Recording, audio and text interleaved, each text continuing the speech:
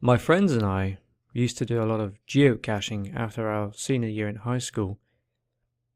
For those who don't know what geocaching is, it's essentially a worldwide scavenger hunt.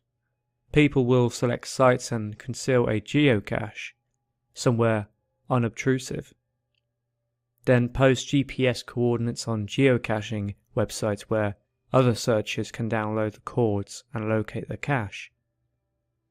Usually people who have found the object, often it's a chest or something hollow, will leave a note or small personal memento for future searchers to find and appreciate.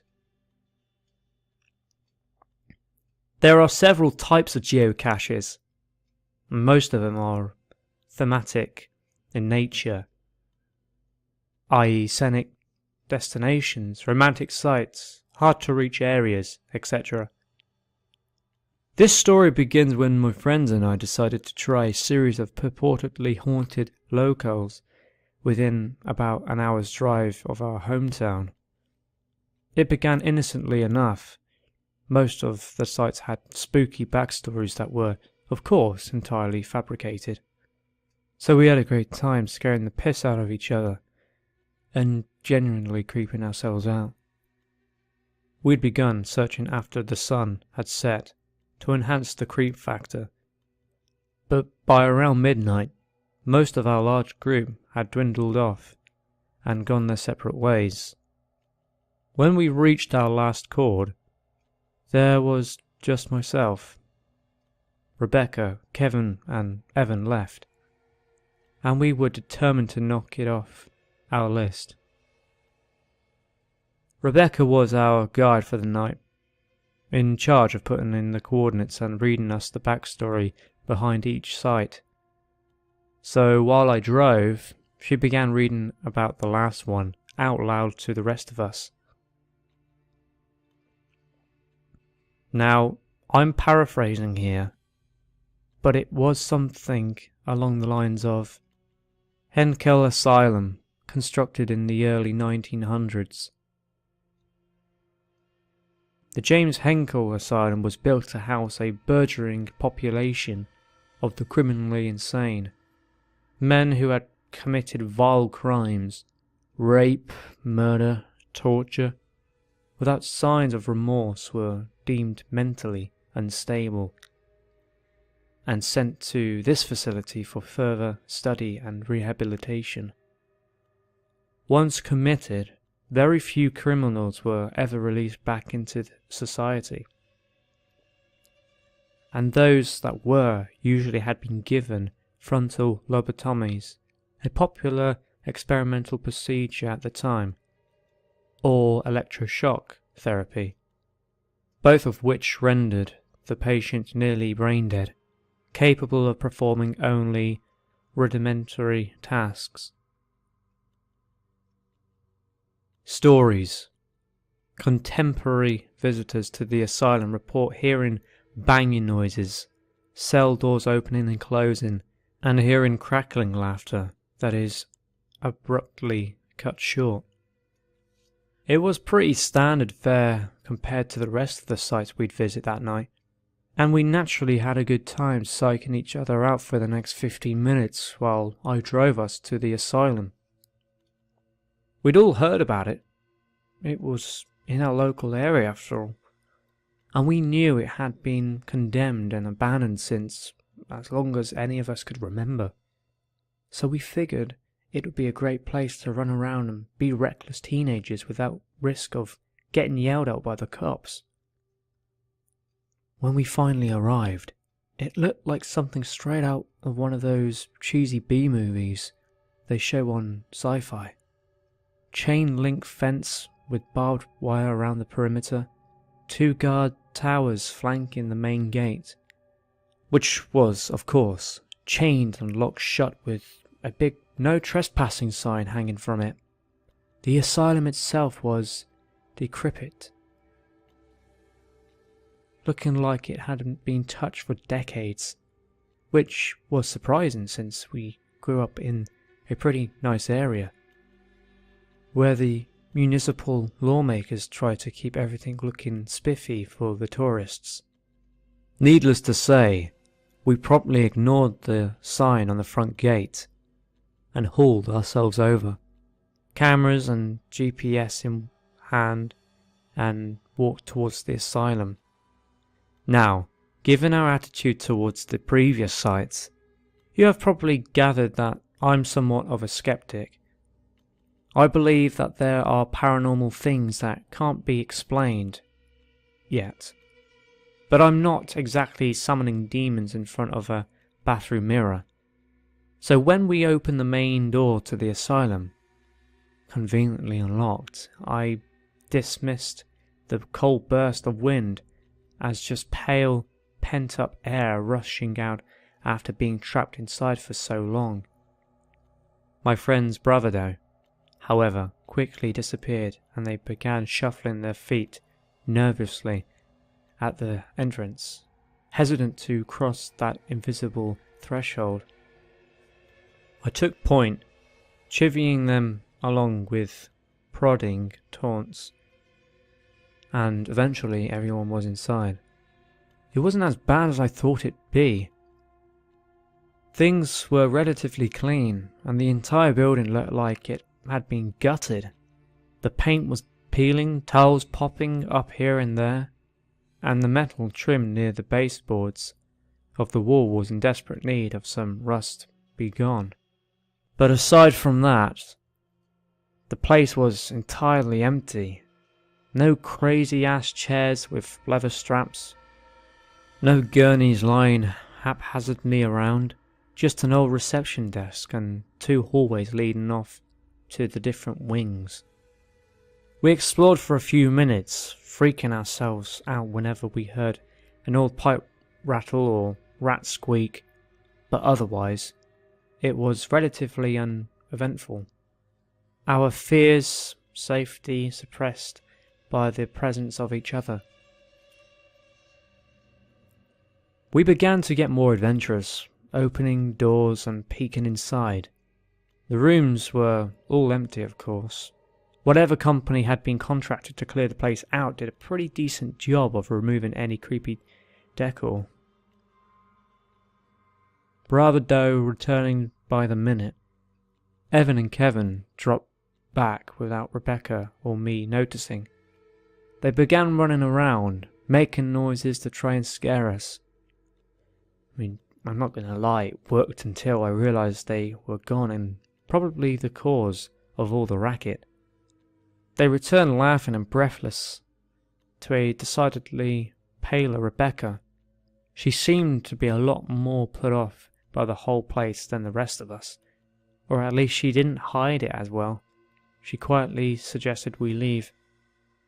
Not to be outdone by the other guys of the group, I told her she was more than welcome to wait in the car if she wanted, but I was gonna stick around for a few more minutes. Exasperated but defeated, she finally caved and followed us where the GPS was leading, the second door. This is where I started to feel genuinely scared.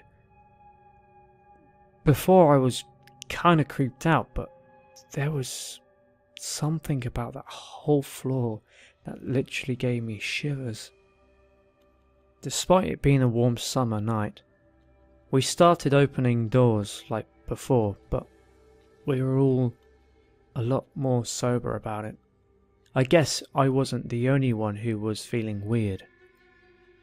Finally, about midway through the hall, we opened the door to a room, and there, lying in the middle of the floor, was an honest-to-God straitjacket.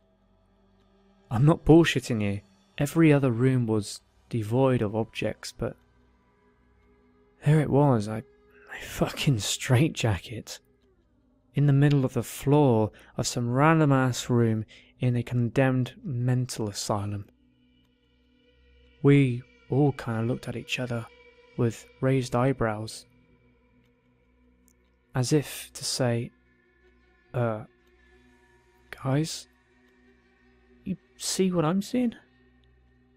And of course, trying to be macho man to show off for Rebecca, I piped up with the most ridiculous idea I could think of at the time. Dude, I'm gonna put it on. Years of horror flicks and creepypasta should have trained me not to put on a creepy straitjacket in the creepy hall in the creepy asylum. But teenage dumbfuckery won over, and once the words were out, I couldn't just wuss out. Nobody said anything, they just kind of looked at me expectantly, waiting to see if I'd follow through with my boast. Determined not to be a pussy for the remainder of the night, I walked forward into the room and bent down to pick up the moth-ridden restraining device. As I got closer though, I noticed it wasn't moth-ridden at all, but was actually in pretty decent condition. That is, compared to the rest of the place, which, as I've mentioned, was a shambles. I mean, it had a few stains here and there, but it didn't really smell and it seemed intact enough to put on. As soon as I picked it up though, I got this overwhelming sense of dread. You know, that drop in the pit of your stomach right as you go over the lip of the roller coaster. That feeling in the bottom of your gut that says, I'm gonna die. I just know it. Yeah, well, I got that really strong and totally ignored it. My desire not to die was outweighed, as it often is in teenagers, by my need to look cool for my friends. So I slipped my hands in the sleeves one at a time until it hung loosely from my shoulders. Now, if you are ever seen in a straitjacket, you know that you can't tie it up yourself. The whole point is to essentially cross your arms across your chest and tie the sleeves behind your back to prevent whoever's inside from moving their arms, presumably to stop them from hurting themselves or others. So as I stood there in the middle of the room, I called out to Rebecca, "Hey, Becca, help me tie this thing off." She looked, if you'll excuse the pun, pale as a ghost, but she managed to squeak out, I don't think this is a good idea." But again, after some prodding and encouraging, I convinced her to begin tying the sleeves behind my back. Evan and Kevin just stood in the doorway, expressions of a mix of admiration and incredulity.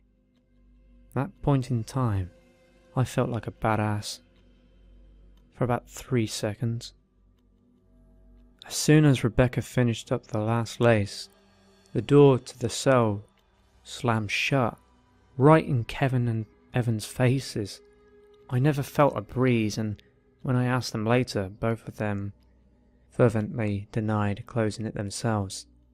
Skeptic that I am, I still chalk it up to us leaving the front door open and changing air pressures and all that, but it scared the piss out of us, nonetheless. Then I felt a pressure on my chest, like something was sitting on it, or as if someone was pulling the sleeves tighter behind me, and it began to get harder to breathe. I couldn't even summon enough air to whisper, much less call out for help. My vision narrowed to tiny specks, and I swear I heard someone laughing shrilly as I neared unconsciousness. The pressure increased with a sudden tug, and my world went black.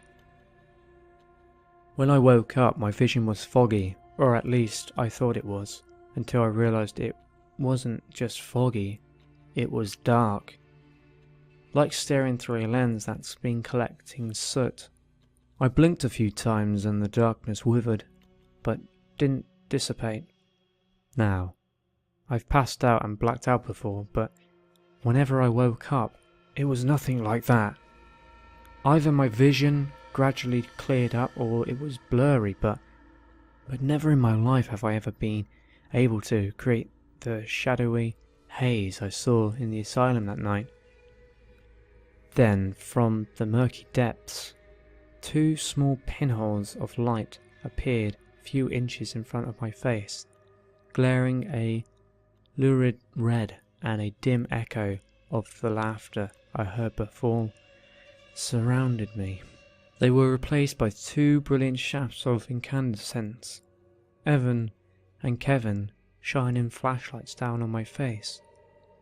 The last thing I remember hearing before I lost consciousness was Rebecca's scream and the door banging open, which probably explains why those 2 were standing over me with flashlights in hand.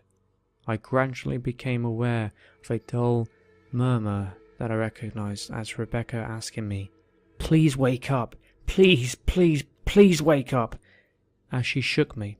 She just kept saying it over and over again, kept sobbing and shaking me. When my vision cleared enough, I glanced over and saw that her eyes were completely red, like she'd been crying for a while. Trying to muster some shred of manliness, I found myself speaking in a surprisingly calm voice, given how I was actually feeling. I remember distinctly what I said, word for word. "Get those fucking flashlights out of my face, you douchebags." Expecting a laugh or at least some reciprocal insults. I was kinda shocked when they just looked at each other quizzically, seemed surprised. You're okay?" Evan asked incredulously. "Yeah, why the hell wouldn't I be? Becca just tied the things too tight. I couldn't breathe, so I passed out." "How long was I out for anyways?" I inquired, apparently it being long enough for them to untie the straitjacket, allowing me to rub a hand across my face. Another shared look of disbelief. "Dude," Kevin began slowly, "you've been out for like 15 minutes. We were about to call 911. We kept shaking you. Evan even tried pinching you so hard he drew blood, but you wouldn't wake up. I felt a cold chill run down my spine, and the straitjacket hanging limply from my shoulders suddenly began to feel a bit tighter, hesitating to pull it off. I tried not to look panicked as I threw it at the corner of the room. Rebecca just sat there, still shaking and crying a little bit, and in spite of the ordeal I'd just gone through, I had enough sense to go over and try to comfort her. We left that room without a word, geocache be damned, and walked back to the car in complete silence, broken only by the occasional sniffle from Rebecca. The sun started coming up, and as I dropped everyone off their respective homes, we said quiet goodbyes. Rebecca was the last stop before I finally made the trip home myself. Being the gentleman that I am, I walked her to her door, but she paused at the entry and looked me in the eye. In the light of the grey dawn, I could see her eyes were still reddened from all the crying. She was very quiet, and she said, "I have to ask you something." "Yeah, sure, what is it?" I said, half expecting another, "You sure you're right?" like I'd been getting the whole ride home. She surprised me by asking, "Do you know how long it took Evan and Kevin to get the door open?" Her eyes held a look that I could never forget. It was raw fear. Something happened in that fraction of time between me blacking out and them getting in there that had absolutely terrified her. And seeing that look, I realised I was blacked out for 15 minutes. How long was she alone in that room? No, I replied slowly. How long? 5 minutes. They said it took 5 minutes for them to open that stupid door. I was in there and I saw you and I saw... She broke off. Another sob stopping her mid-sentence. At that point I didn't want to know. I still don't want to know. I gripped her by the shoulders and said firmly, Rebecca, it doesn't matter. No matter what you saw, I'm here. You are here. We're both safe. It doesn't matter. Nothing bad will happen, I promise. She just nodded numbly, opened the door and walked inside her house. The next time I saw her, she was back to her usual self, but whenever I bring up that night to her, she freezes up and turns into stone, refusing to discuss it. I stand by what I said before. I don't know what happened in that room, and I don't ever want to know. But I still have nightmares about those two glowing red lights in the darkness, and sometimes as I lapse into sleep, I hear faint echoes of shrill laughter following me down into the depths of unconsciousness.